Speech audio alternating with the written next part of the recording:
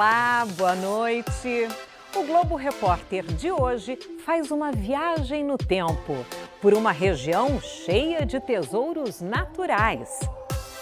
Muitíssimo boa noite.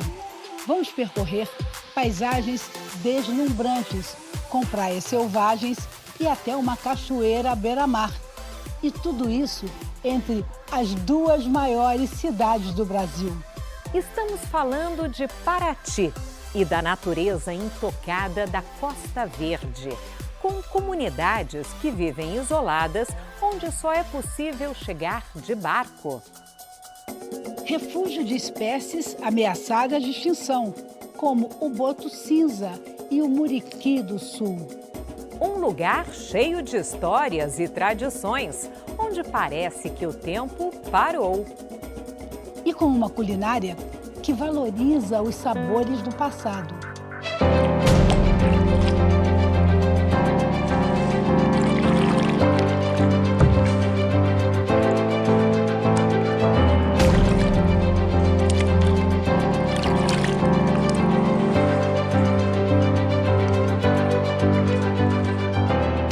Bem-vindos a Paraty.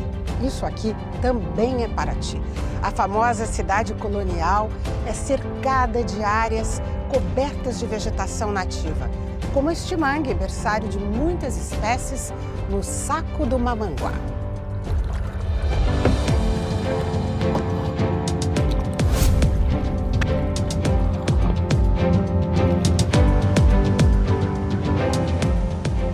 Um braço de mar que entra pelo continente, com montanhas íngremes na margem, é a descrição de um fiorde. Mas o Saco do Mamanguá é diferente.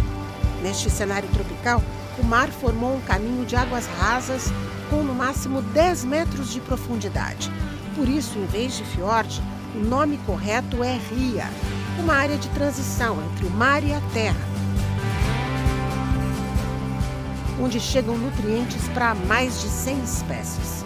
Em 8 quilômetros de extensão, as margens têm 33 prainhas, quase sempre vazias, e 8 pequenas comunidades. Cerca de 600 pessoas vivem no Saco do Mamanguá, onde circulam de barcos e canoas a caminho do trabalho, da escola ou da casa de um parente. Aqui onde o rio vira um espelho, o Gilcimar passou a infância.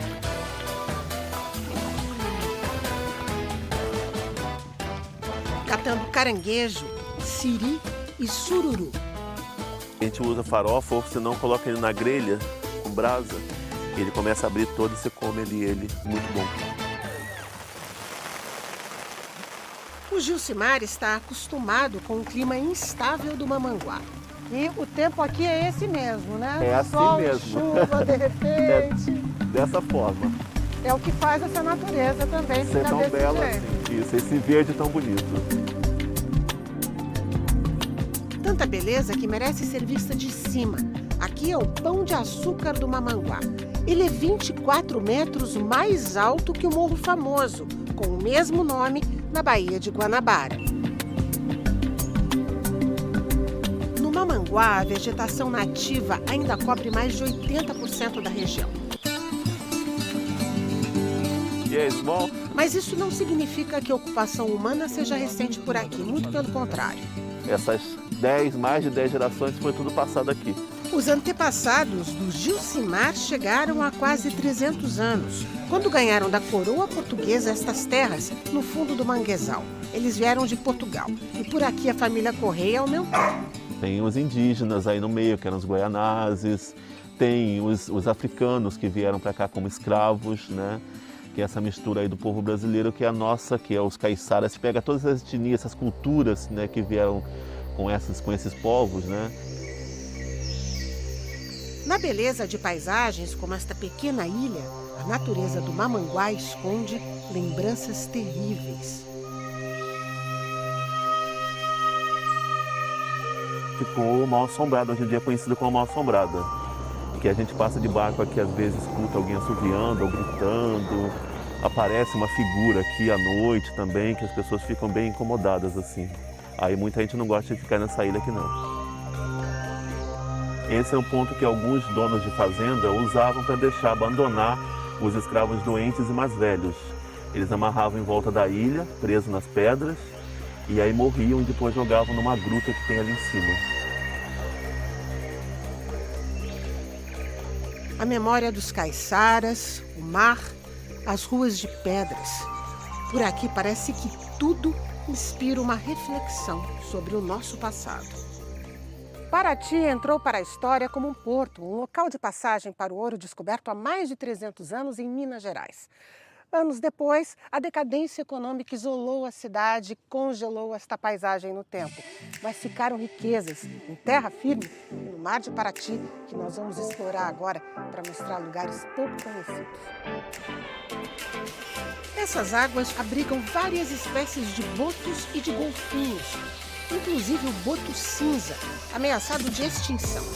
Estimativas feitas pelos pesquisadores do Laboratório de Mamíferos Aquáticos da UERJ e do Instituto Estadual do Ambiente do Rio de Janeiro indicam que cerca de 1000 botos cinza vivem na região.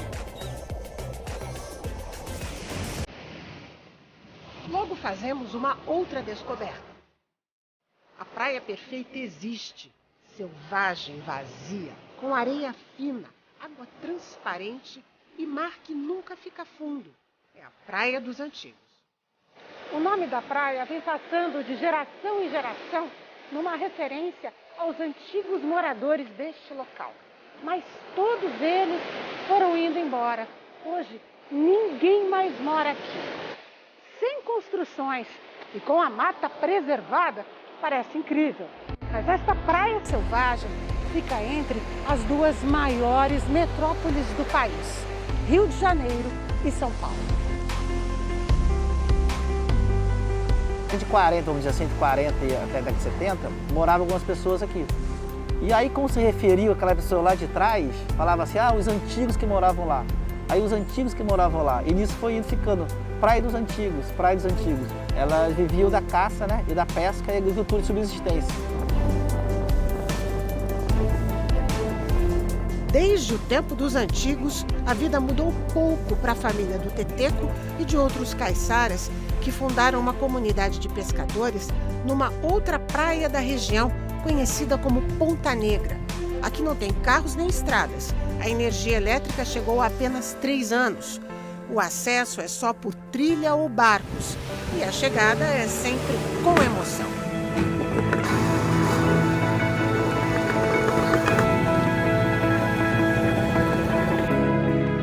Ponta Negra faz parte da área de proteção de Cairuçu, reserva criada há mais de 30 anos, com quase 350 quilômetros quadrados. Área que corresponde a mais de 200 parques do Ibirapuera. Se não criasse a reserva, nós poderíamos ter uma mistura muito grande de pessoas de fora chegando e uma competição muito grande imobiliária. A criação da reserva manteve, foi o intuito de segurar as terras e também de manter a cultura local. Perto das praias isoladas, a gente se depara com cenas como esta, um grupo de pescadores levando um tronco para fazer uma canoa. Logo depois, desembarcamos na Praia Grande da Cajaíba. Esse visual lindo da Ponta da Cajaíba a gente consegue ver no final dessa trilha que começou lá na praia. Agora, vamos chegar onde vamos passar a noite, nessa casinha aqui típica de caiçaras. Somos hóspedes da família do seu Altamiro, que conseguiu resistir nestas terras, tirando o sustento do mar. O que é que tu gosta mais? Essa natureza maravilhosa! Seu Altamiro sempre viveu entre a fartura da natureza e a carência provocada pelo isolamento. Não tinha escola em lugar nenhum aqui. O meu pai levar nós para a cidade para estudar, em ter a condução era canoa-remo. Por causa destas dificuldades, cerca de 40 famílias saíram da Praia Grande da Cajaíba e foram morar mais perto do centro de Paraty. O senhor se arrepende de ter ficado aqui e não ter ido embora como os outros? Não me arrependo de maneira nenhuma. Não, aqui não tem dinheiro que pague. Seu Altamiro quer ficar por aqui, pescando com o inseparável Fofinho, que adora os passeios de canoa. Altamiro vai morrer aqui. Mas ele quer deixar para os filhos dele, para os netos e bisnetos, sim. Os filhos criaram asas, mas estão sempre por perto. Na pandemia, perceberam que foram mais preparados para o isolamento do que muita gente. Então a gente tira tudo da roça e do mar para a gente sobreviver. Então a gente, graças a Deus, a gente consegue ficar aqui 1 ano, 2 sem ir na cidade. Se as coisas ficarem muito complicadas, a gente consegue sobreviver daqui. Nossa cultura, né, tá na raiz. Titinho não esconde o orgulho que tem do pai. Nenhuma escola ia me ensinar o que eu aprendi com ele. Ele é um homem que não sabe ler e não sabe escrever, mas o que ele sabe de sabedoria, com meu pai eu aprendi a pescar, a plantar, a viver da nossa cultura, que é a cultura caiçara. Saber viver com a natureza, respeitar a natureza, porque a gente vê que a gente mora aqui num paraíso. Um paraíso encravado numa costa com muitas surpresas. Essa piscina de água doce, esculpida pela natureza à beira-mar, parece ter inspirado projetos arquitetônicos muito em moda hoje em dia. Nestes projetos, quando a gente olha para a borda, parece ter a impressão de que a água da piscina encontra o mar. É a chamada borda infinita, exatamente o que temos aqui. O caminho até o oásis exige tempo e alguns sacrifícios. Percorremos uma trilha considerada pesada, com mais de 8 quilômetros. Opa, chegamos na Pedra do Descanso. Pedra do Descanso? Opa! Então é hora de descanso e apreciar essa vista linda. A paisagem na Reserva Estadual da Juatinga dá ânimo para ir em frente. É preciso seguir um guia credenciado pelo Instituto Estadual do Ambiente. A trilha é pouco marcada e tem obstáculos no caminho. Cabeça em cima, cabeça. E muita atenção aonde se pisa. Estamos num trecho de mata fechada que pode esconder algumas surpresas. Então, o que vocês acharam aqui? Uma onça parda. Eu estava vendo um grupo de franceses, 9 franceses. Aí eu vi um barulhão assim. Aí eu falei, é um jaguar, né? E onça em francês é jaguar. Ele, não, se não, eu falei, sim, um jaguar. Aí ela apareceu na trilha enorme assim. Aí passou assim, olhou pra gente assim e continuou andando. Mais linda ela. Um sinal de que essa reserva está preservada. Depois de quase 3 horas de caminhada, chegamos na costa. Um visual de perder o pouco fôlego que resta. A cachoeira do Saco Bravo e a piscina na beira do penhasco. Mas ainda temos que passar por estas pedras. É o desafio final, a parte mais perigosa antes da chegada. Lindo, lindo, lindo, lindo, lindo. Dá vontade de entrar nessa água. Exposta ao sol forte, a água aqui é mais quente do que em outras cachoeiras. A ducha tem uma queda alta e suave, que alimenta a piscina de borda infinita, cercada pelo encontro da mata com o mar. É ou não é um tesouro bem guardado? Este pedacinho de Paraty fisga o coração de qualquer aventureiro.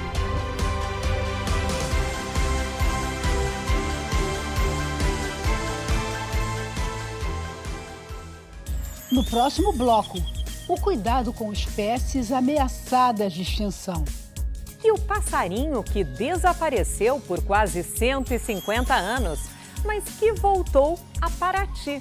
É daqui a pouco.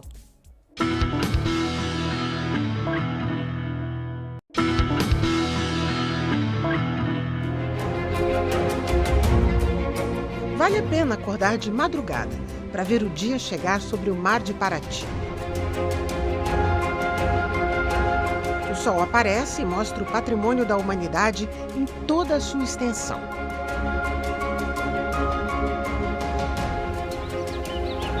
O conjunto de bens culturais e naturais soma um território de quase 1.500 quilômetros quadrados, com praias, 187 ilhas e montanhas, como a Pedra da Macela, de onde temos esta vista, o ponto mais alto de Paraty, a 1.840 metros de altitude. O Felipe trabalha no alto da montanha, olhos atentos para baixo, onde se esconde o maior primata das Américas, e ele só existe na Mata Atlântica.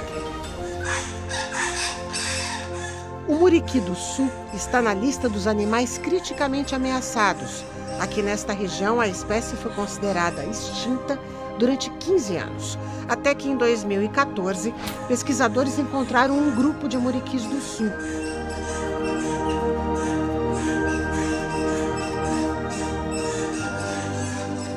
Felipe Brandão, da Universidade Federal de Viçosa, participou da expedição. Eu tinha acabado de chegar aqui nessa pedra, estava em torno de 20 minutos que eu tinha chegado aqui e eu escutei eles. Então, depois de 2 anos, a gente conseguiu confirmar que existe, né, um grupo de muriquis aqui nessa área. Nessa região aqui, a gente já conseguiu contabilizar em torno de 20 a 25 indivíduos. Os muriquis continuam fugindo de uma velha ameaça, os caçadores. Sobraram apenas 1.200 animais desta espécie no Brasil.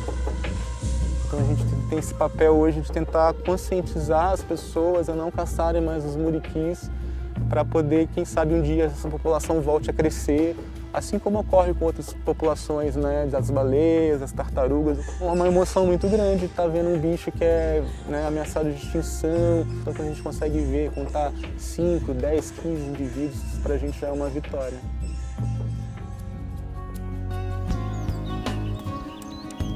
O Alto da Pedra da Macela também é uma área de estudo destes botânicos. Eles trabalham na Universidade de São Paulo, em Piracicaba, e pesquisam espécies ainda pouco conhecidas, típicas desta região. Esta é a planta que dá nome ao lugar onde nós estamos, a macela, muito usada para fazer chás e também como enchimento de travesseiros. Nesta região existem cerca de 300 espécies. A candeia foi descoberta pelos cientistas há apenas 5 anos. Temos aqui também uma espécie bem frequente na região, com essas florzinhas lindas, a estévia. Não é a estévia usada para fazer adoçante, mas é da mesma família. Existe um potencial para a fabricação de adoçantes, ou mesmo fitoterápicos, só que antes são necessários estudos científicos, né? A flora dos campos de altitude dessa região aqui da Pedra da Macela, da Serra da Bocaina, ainda é muito pouco conhecida. E existe um potencial grande da descrição de novas espécies. O potencial está na vegetação que resiste. Aqui do alto da Pedra da Macela, a diferença entre a mata preservada e a exploração econômica fica bem clara. Estamos numa divisa natural entre os estados do Rio de Janeiro e de São Paulo. A gente tem aqui o lado do Rio de Janeiro, que está voltado para o mar, né? A gente tem toda a umidade vinda do mar até a serra. E a gente tem esse lado de cá, né? Que a maior parte que a gente está vendo aqui é uma área do estado de São Paulo, do Vale do Paraíba, e que tem uma tendência a ser mais seca do que do lado de cá. O relevo também muda. Do lado do rio, montanhas escarpadas. Na parte paulista, vales, onde a mata foi substituída por plantações. Tudo isso faz diferença nas espécies que ocorrem, na ação do homem, né, sobre essas florestas. Com isso, inclusive, a conservação das duas áreas da Mata Atlântica, desses dois lados, fica bem diferente. Muito mais conservado o lado do Rio de Janeiro. Muito mais conservado esse lado de Paraty, mas é importante lembrar, a gente não adianta conservar um lado e não conservar o outro.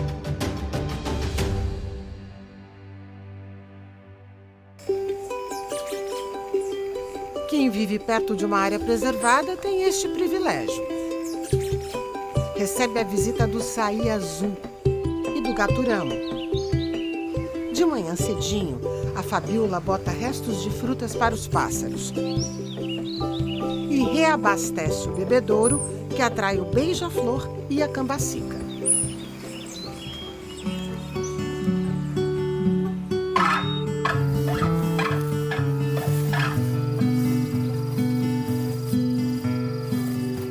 Moradora de Paraty há 16 anos, a Fabiola trocou as ruas movimentadas de São Paulo por estes caminhos onde o tempo voa à procura de pássaros. Para mim, a natureza é a mestra, assim. Se a gente tiver realmente esse impulso de observar, a gente consegue tirar muitas lições, né? Então, é como vocês esquecesse de tudo. Por aqueles momentos que você está ali, você não está pensando em outra coisa a não ser naquilo, né? A Fabíola está no lugar certo. A região entre Paraty e Angra dos Reis é considerada uma das melhores do mundo para observar pássaros. Mais de 500 espécies vivem aqui. Eu costumo dizer que Paraty pode ser considerada a capital mundial da biodiversidade. E as aves ilustram muito bem essa situação. Nos últimos meses, o Luciano tenta registrar um pássaro raro que só existe nessa região. É um passarinho que ficou desaparecido por quase 150 anos. E ele só é redescoberto em 1987, bem próximo daqui. É uma exclusividade de Paraty, que é o formigueiro de cabeça negra. Mas ele é um passarinho super discreto, sempre numa moitinha densa, escondidinho. Às vezes quando você vê ele por alguns segundos e ele desaparece de novo nessa moita. A Fabíola conseguiu um registro dessa raridade. Ela fez curso de fotografia e também passou a estudar sobre os pássaros. Esta aproximação acabou ajudando em momentos difíceis, de perdas. Passarinhar fez a tristeza ir embora. Uma baita terapia da natureza, entendeu? E maravilhoso, e democrática, né? Porque não precisa, em qualquer lugar que você tiver, você pode observar. Você pode estar no meio da cidade, no meio de uma praça, se colocar uma banana, a aguinha do beija-flor, daqui a pouco eles estão frequentando, né? Até a janela do apartamento, assim. Então é maravilhoso.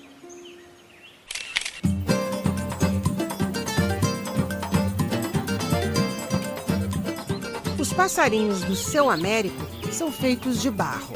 Ele é o guardião de um caminho muito antigo em Paraty. A história desse caminho, para mim, tem uma importância muito grande. Somos bonitos. Muita riqueza passou por aqui. Eu estava na peneira, eu estava peneirando. Há 18 anos, Seu Américo cuida do caminho usado para transportar o ouro de Minas Gerais até o porto de Paraty. Nossa mileira no balanço da peneira. Então seria uma ótima opção, né? Rápida, segura e mais fácil da coroa fiscalizar o escoamento do ouro e pedras preciosas, porque a coroa recebia o quinto, porque 20% de ouro é muita coisa.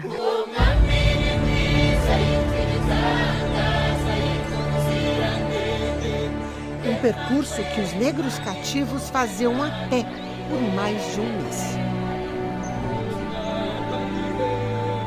Imagina só, eles ficavam passando acorrentados, que eles subiam para Minas acorrentados. Subindo por esse caminho aqui, essa serra, como eles chamavam, escabrosa, pessoa acorrentada. Quantos não morreram nessa serra? Então o caminho tem seu karma, digamos assim. Muitos historiadores acreditam que o tráfico de escravizados rendeu tanto ou mais dinheiro que a mineração. Com o fim da febre do ouro, esta parte triste da história ficou esquecida e abandonada.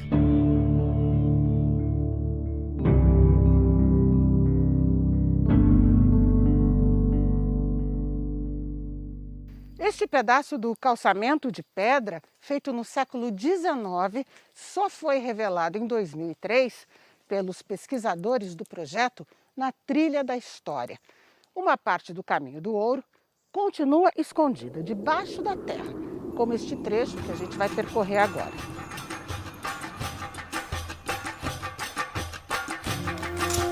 Seu Américo cuida para que esta memória não fique mais escondida. O meu amor por esse caminho é esse. Para continuar contando essa história, né? Presença apagada, sem rastros na história oficial, os negros deixaram um legado em todas as ruas de Paraty, onde quase todas as construções do centro histórico foram feitas por trabalho escravo. As imagens de São Benedito e de Nossa Senhora do Rosário testemunharam o início de uma das primeiras irmandades negras do Brasil. Nas calçadas ao lado da Igreja do Rosário, Sueli divide o espaço e a atenção dos turistas com outros vendedores, como os indígenas. Eu aprendi a fazer no quilombo do Campinho, da Independência. Onde você mora? Onde eu moro. No quilombo, Sueli aprendeu a técnica de trançar e dar formas para as fibras de taboa e criou 4 filhos com o dinheiro da venda destas galinhas, que já voaram para bem longe. Eu sei que já foi para a França, já foi para a Alemanha, a Paraíba. Nossa, já voou muitas galinhas por aí. Sueli sabe a importância da tradição que carrega. Como outras mulheres de Paraty, ela preserva a cultura e a alma da cidade. Paraty é uma cidade histórica, então eu sinto que o Paraty é um coração de mãe.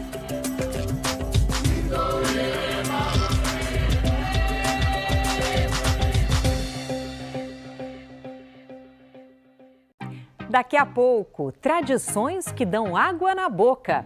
Peixe, farinha e cachaça artesanal. E o legado das mulheres na história de Paraty. É já já.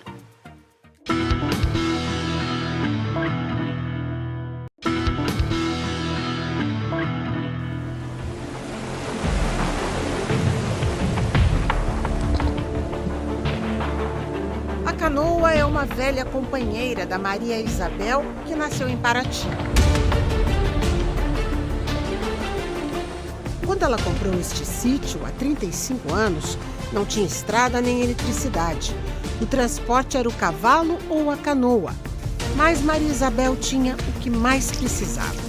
Eu era apaixonada e eu me emocionava o tempo todo com a natureza, com cachoeira, com o mar, com mata.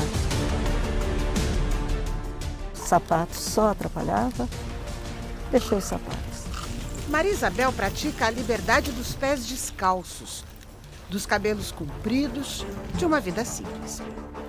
Fui plantando coisas e fui vendendo. Plantei a primeira cana aqui no sítio na minha época. Quando eu comprei o sítio não tinha cana aqui. Você mesma plantou? Eu plantei. Do canavial orgânico brotou o resgate de uma tradição familiar, a produção de cachaça. Eu sei que já nos anos de 1700 tinha antepassado meu fazendo cachaça em Paraty. Durante muitos anos, quando alguém queria tomar uma cachaça, pedia uma Paraty. O nome da cidade virou sinônimo da bebida. Esta região chegou a ter 200 alambiques. Hoje só existem 6. O meu alambique funciona com lenha, né? Uma fornalha. Aqui no sítio Santo Antônio, a Maria Isabel comanda todos os processos da produção artesanal. Muito parecida com a que se fazia antigamente. No começo, ela enfrentou resistências. Tem muito preconceito, o fato de ser cachaça feita por mulher. No início, a minha cachaça, diziam, a cachaça da Maria Isabel é fraca, cachaça de mulher. Mas eu nunca liguei. A cachaça dela ganhou respeito e fama. Essa daqui é a cachaça azulada ou azuladinha, que já se fazia nos anos de 1800. É forte, mas suave. Como né? deveriam ser as pessoas, né? Como deveriam ser as pessoas, forte e suave. Forte e suave como a própria Maria Isabel, que deu alma a uma variedade de cachaças, todas com uma coisa em comum. E às vezes você toma uma cachaça e você fica alegre. E eu acho que isso é associado à qualidade da cachaça. Mas essa daqui eu acho que é bom, as pessoas sempre ficam alegres. Acho que ela tem razão.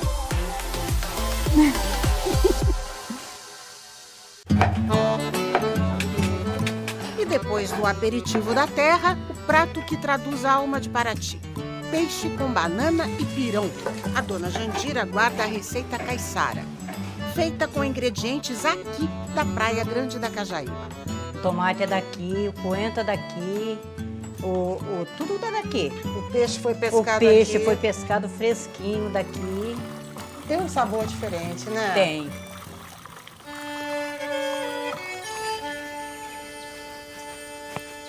A farinha também é fresquinha. Seu Altamiro, o marido da dona Jandira, colhe a mandioca no quintal de casa. Meu pai, naquela época, falava, meu filho, é comer suado mesmo, né? Porque vai lá, planta a mandioca, cuida com a mandioca, arranca a mandioca, traga a mandioca, lava, raspa na roda. Aí imprensa, aí já leva pro forno, né? Para amanhã nós farinhar a farinha. Casa de farinha de pau a pique com forno a lenha. A construção feita pelo seu Altamiro é uma viagem ao passado, onde a produção continua artesanal e familiar. Esta cesta, conhecida como tapiti, é fundamental na produção da farinha, feita de fibra de taquara. Ela tem elasticidade, muito importante, para depois ir para a prensa com a massa da mandioca. Farinha para cozinhar e para vender. Quer dizer que meus filhos foi tudo criado na base da farinha. E para levar a farinha até os compradores, era preciso enfrentar o mar sem a ajuda de motores. Se você queria ir para Paraty, você ia remo. Levavam umas 5 horas. A farinha também era uma moeda de troca para a avó da Rose. No escambo. A vovó levava a farinha que sobrava, a vovó levava em lombos de mula para a cidade de Paraty. E aí aquela quantidade de farinha, eles trocavam em alimento. Então, ou seja, dinheiro mesmo eles não viam, era só o escambo para alimentação mesmo. Mas a Rose tomou outro rumo. Após o casamento, com 20 anos de idade, ela saiu de Paraty. Nem imaginava que um dia ia voltar e trabalhar com farinha de mandioca. Quando eu voltei, poder ouvir o papai contando ali como era sonho dele que eu continuasse essa história, eu comecei a pegar amor naquilo. Hoje, Rose comanda a Casa da Farinha. Com a ajuda do marido, o negócio se expandiu. Daqui saem 3 toneladas de farinha por mês. A felicidade da Rose é ver o filho Lucas tomando gosto pela tradição. Eu fico até emocionada, porque assim, ele tem amor por isso aqui. É uma coisa assim maravilhosa, né? Valorizar esse trabalho aqui e não deixar, acima de tudo, não deixar a história morrer, né? De geração em geração, a farinha alimenta a preservação dos costumes caiçaras. Fazendo pirão de peixe, comendo pirão de peixe, né? E com a nossa farinha. A receita é simples. Primeiro, o molho feito com tomate, cebola, pimentão verde e ervas. Depois entra a banana, nanica ou banana d'água, verde. Aí agora a gente vai deixar cozinhar a banana. Assim que tiver cozida, eu já coloco o peixe. Com esta receita, a dona Jandira alimentou toda a família. Eu tive 9 filhos, foram nascidos todos aqui. Com parteira? Com parteira. Oh, que coragem, hein? O pirão é feito no próprio molho. É só botar a farinha no caldo e mexer sem parar. Agora tá pronto. Opa! O pirão da dona Jandira. Olha, primeiro que o cheiro desse coentro, maravilhoso. Tem um limãozinho aqui também, ó. Com tudo fresquinho, é diferente, né? É diferente, é. O prato tradicional chegou ao Centro Histórico de Paraty. Essa farinha aqui. Vou pegar uma banana também. Essa verde aqui é para fazer. Com produtos locais e frescos, a chefe Ana Bueno sabe preparar uma versão sofisticada do prato símbolo da cidade. A gente vai começar a fazer o purê de banana da terra. Ana se divide entre a cozinha do restaurante e o projeto para melhorar a qualidade da merenda escolar. Eu acho que através da gastronomia a gente pode fazer muitas mudanças, eu acho que a gente pode colaborar muito como cidadão mesmo, né? Na cozinha da Ana, o peixe com banana ganha novos sabores. Aqui agora a gente está colocando um pouquinho de pacová, que é uma sementinha típica da Mata Atlântica. Aqui a gente tem um caldo de peixe, que é o gostinho do peixe com banana. Super gostoso, que vai aqui no meio desse molho. E nesse molho vai o quê? Vão vários temperos e sabores da Mata Atlântica, junto com o gostinho do mar que tem aqui dentro desse caldo de peixe. Alguns ingredientes se transformam completamente. O que é essa telha? Essa telha é o pirão, o arroz e o caldo de peixe. Quer experimentar, Mônica? Ah, eu quero, né? Vamos ver como é que é.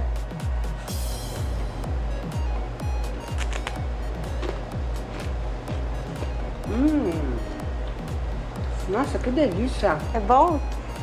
Muito bom! Melhor ainda é provar o prato pronto. Eu vou aproveitar para pegar um pedaço com peixe e com um purê de banana da terra. É uma mistura de tudo isso e o pacová presente, né? Que delícia! Gosto de mar e Mata Atlântica, gosto de Paraty. Gosto de Paraty, né? Um sabor que conquistou a Ana há mais de 30 anos, quando ela deixou o interior de São Paulo para sempre. Eu vim para Paraty para passar um fim de semana, eu tinha 17 anos e eu não voltei mais. E sou muito grata e muito certa de que aqui é o meu lugar. Ana, Jandira, Rose e Maria Isabel. Cada uma do seu jeito, elas carregam uma força típica das mulheres deste lugar. Eu costumo dizer que Paraty é uma cidade meio que feminina. Há 220 anos, a ousadia de um grupo de mulheres foi responsável pela construção da igreja de Nossa Senhora das Dores. Homem só entrava um. Somente o padre para celebrar a missa. A igreja era delas. O Centro Histórico de Paraty, como conhecemos hoje, nasceu graças a uma mulher que doou o terreno para a construção da Igreja da Matriz.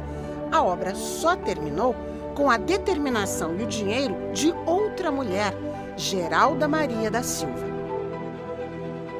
Dona Geralda era tão querida aqui na cidade que virou nome de rua quando ainda era viva. Foi muito generosa e desafiou os costumes da época até na hora da morte.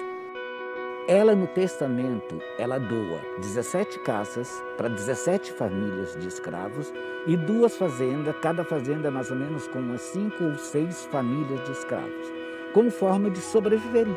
Na época era uma atitude diferente, né? Uma atitude muito diferente. Com o fim da escravidão e do ciclo do ouro, Paraty entrou em um longo declínio econômico. Se a decadência fez Paraty parar no tempo, agora a manutenção das riquezas deste lugar depende da preservação de todo este patrimônio.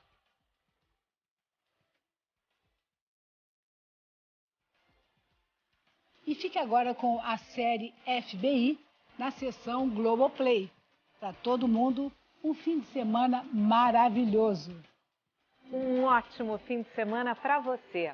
E até a próxima sexta.